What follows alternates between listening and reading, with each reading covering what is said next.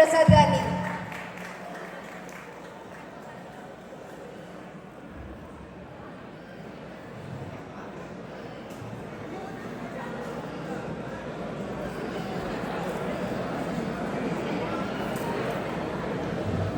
Can we have Mandali Buddha Prasad Gari AV, please?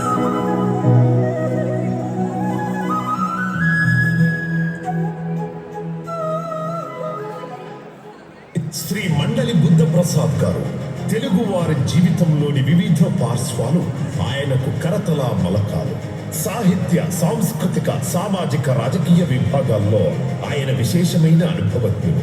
1977లో Diviseema ఉప్పెన విపత్కర పరిస్థితుల్లో నిరుపమాన సేవలందించి అవిభక్త ఆంధ్రప్రదేశ్లో కాంగ్రెస్ కమిటీలో వివిధ పదవులు నిర్వహించి శాసనసభ సభ్యుడిగా, మంత్రిగా, అధికార భాషా సంఘం అధ్యక్షుడిగా, పబ్లిక్ అకౌంట్స్ కమిటీ సభ్యుడిగా పనిచేసిన అనుభవం నేపథ్యంలో నవ్యాంధ్రప్రదేశ్లో శాసనసభ డిప్యూటీ స్పీకర్ పదవికి వన్నెతించి 5 ఏళ్ల విరామం తర్వాత మళ్ళీ ఎమ్మెల్యేగా సేవలందిస్తున్న డాక్టర్ మండలి బుద్ధ ప్రసాద్ గారిని ఆప్తా 16వ వేదికపైకి ఆత్మీయంగా ఆహ్వానిస్తూ సాదరంగా సత్కరిస్తోంది.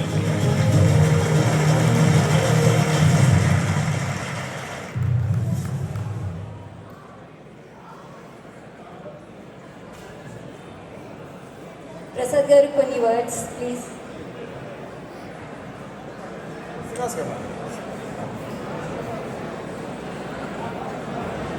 హలో అండి, నమస్తే.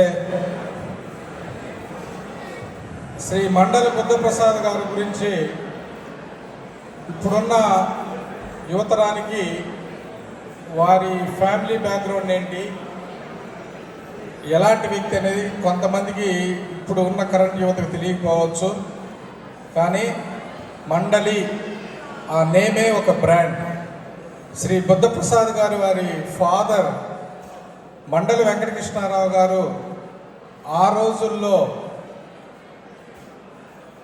ప్రపంచ తెలుగు మహాసభలు కండక్ట్ చేసినటువంటి మొట్టమొదటి వ్యక్తి మండలి బుద్ధప్రసాద్ గారి తండ్రి గారైనటువంటి శ్రీ మండలి వెంకటకృష్ణారావు గారు.